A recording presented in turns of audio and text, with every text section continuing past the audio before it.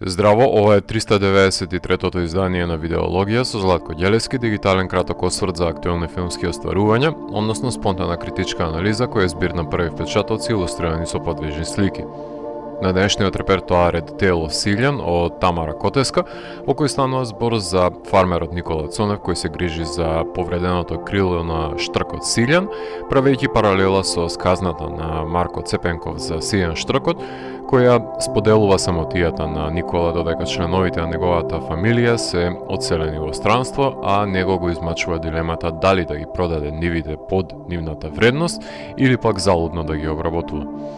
Една од најдолгите и највпечатливите македонски народни приказни кои ги има приредено Марко Цепенков е Сијан штркот и штета што уште не е снимен краткиот игран филм кој е нејзина адаптација, но затоа мотивот на непослушниот син кој се преобразува во штрк и живее со сопствената фамилија без да се свесни тие за неговата преобразба, на соодветен начин го има искористено визави таткото Никола, кој веќе има кренато раце од неговиот син, но не и од штркот, кој доколку не се грижеше за него по повредата, ќе завршеше како бројните скелети на отпадот. Странците кога ќе го погледнат филмот, уведен сум дека ќе утнат голем дел од контекстот во кој е создадена бајката, исто како што ние гледаме филмови од странски култури и некои чинители остануваат изгубени во преводот, па затоа умесно е да се посочи во какви околности постои делото.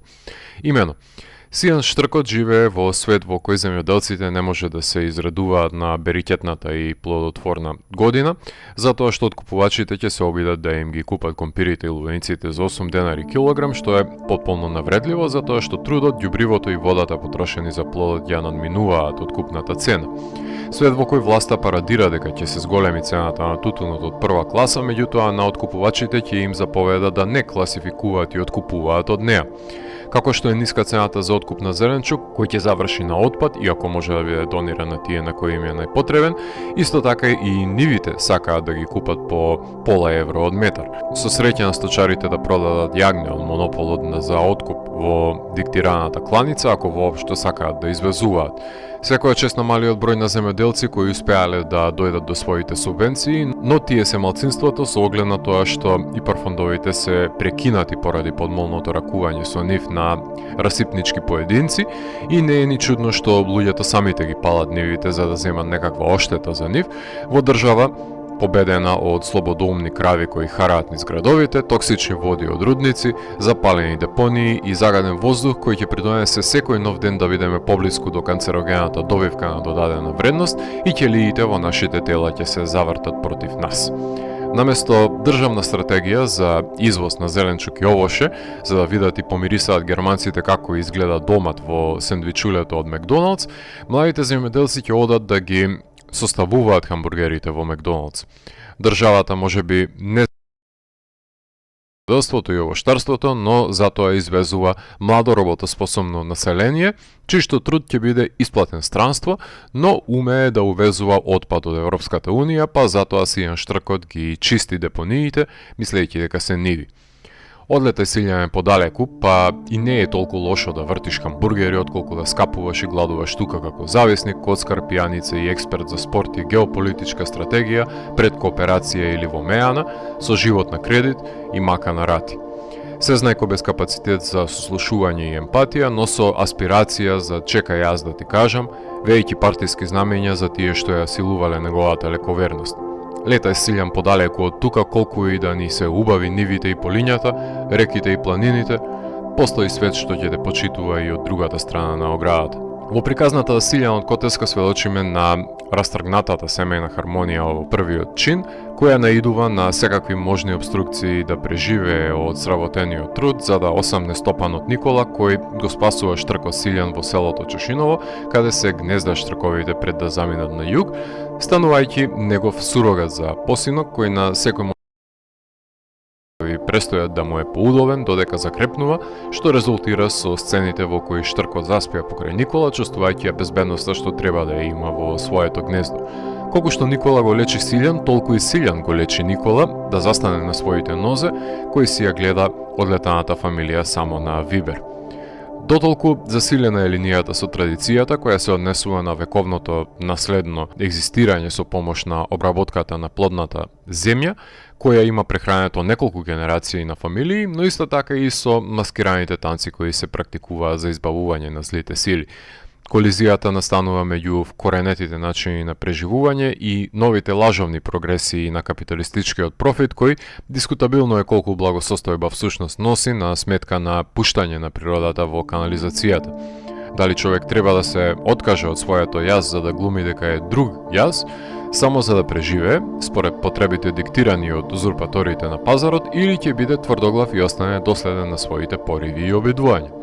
Сладкоречивите флоскули на властите немаат голема нутриционистичка вредност кога се темелат на указ против домашното население, а народот ропти, како што можеме да забележиме од кадрите на нивниот протест со тракторите, но таа побуна е еднократна и немањето поддршка од синдикалните работници и уште повеќе од останатиот дел од апатичното население, кое не се оптоварува со туѓите проблеми затоа што гледа да се снајде само за себе, замижува на неправдата, не знаејќи дека утре тие ќе бидат обесправени, но нема да има кој да ги поддржи во нивното страдание.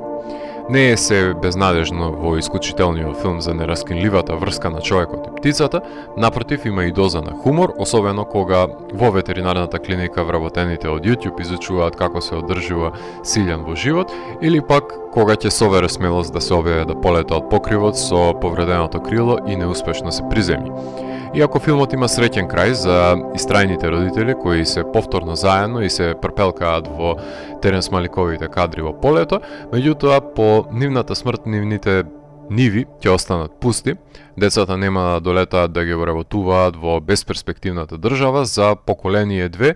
ќе се заборави имотот и јазикот или пак ќе го запоседнат соседите без нивно знаење. Како дискурзивна согледба за компарирање на филмови со приказната за Силјан, во дадена инстанција може да се впрегне поистоветување на рамниште на третманот на храната во Food Incorporate, во Isle of Flowers, We Feed the World,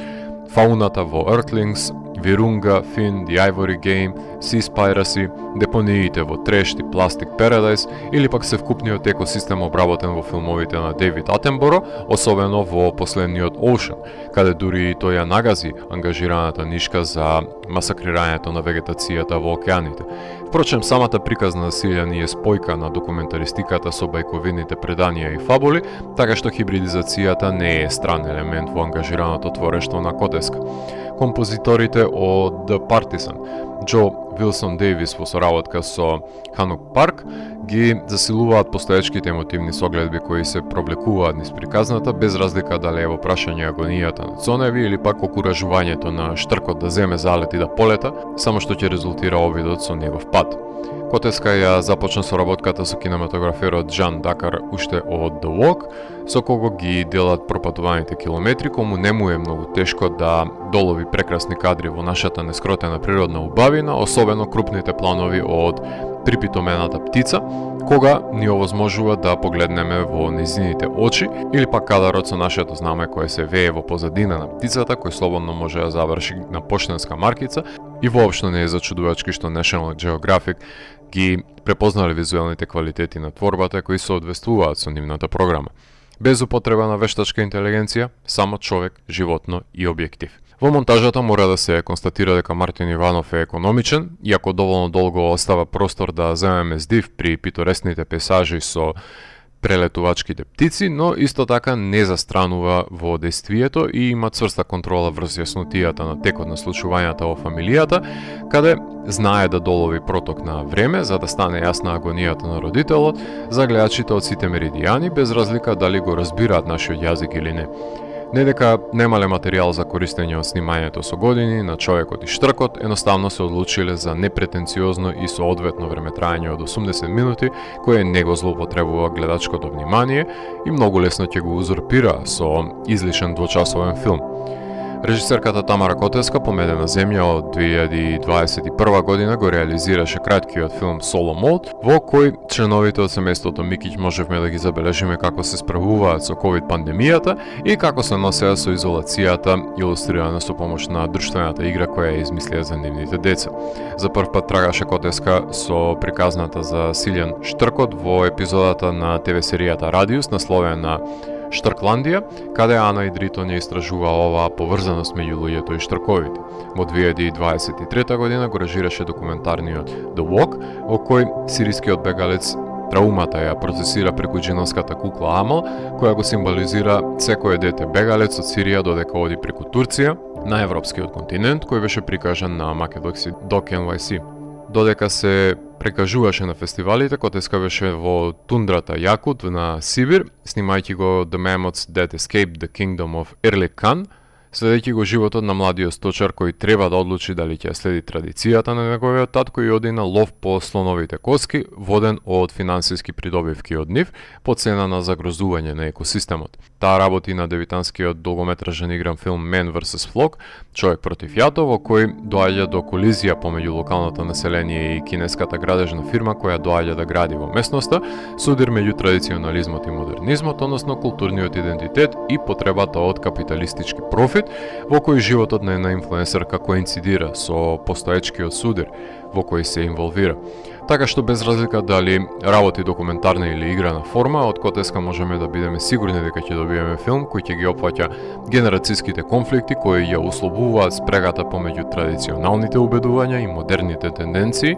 кои речиси секогаш се исклучуваат, како и односот кој го има човекот со природата и дисбалансот кој го предизвикува во екосистемот, воден на неговата алчност за профит, чии последици сите ние ќе ги трпиме и отплаќаме. Единствените забелешки кои ги имам се однесуваат на исилените разговори на мажите на кровот околу гнездото, што е разбирливо, затоа што неприродно им е некој постојано да им ги снима интеракциите. Нарацијата со читањето на сказната исто така дава доза на артифицијалност, што корисна е за зајакнување на линијата со маестралното Цепенково дело, но на моменти е наметлива и делува несвојствено за субјектот. Непореклив факт е дека убаво изгледа филмот, но ја нема секој кадар длабочината што имаше Медена земја. Филмот имаше својата премиера на Венецискиот филмски фестивал, надвор од главната конкуренција, каде ја освои наградата Cinema and Arts, а потоа се прикажа во Торонто, Атина, Ваљадолид, Чикаго, каде беше награден со Сребрен Хуго, потоа направи американска турнеја од Hot Springs AFI до Doc NYC. Беше награден со специјално признание и во Берген, освои 2 престижни награди од Американската документаристичка асоциација, имаше 2 номинации за Critics' Choice, но не освои ниту една, има номинација за Independent Spirit и во очекување сме за номинацијата за Оскар. National Geographic ги купи правата за филмот и направи одлична стратегија за негово промовирање на фестивалите пред да заврши нивниот канал. Кинодистрибуција во нашата држава се уште нема, како е вообичаено, практика на која треба да се стави крај. Не може домашен филм странци да го гледаат пред домашната публика и ниту еден дистрибутер не става рестрикции на домашното прикажување затоа што не го тангира. Ангажиран документарен филм во кој екосвеста и капитализмот се во спрега во свет каде млади луѓе мигрираат на запад, а млади штркови на југ, истакнувајќи ја нераскинливата врска на човекот и природата од памтивек со векови наназад. Штрковите ќе се вратат, а младите? Доколку ви се допадна 393-тото издание на дигиталната архива Видеологија, лајкувајте го видеото, споделете го и следете го каналот. Последете и поснатите рецензии на виртуелната полица. Ви благодарам за вниманието. Поздрав!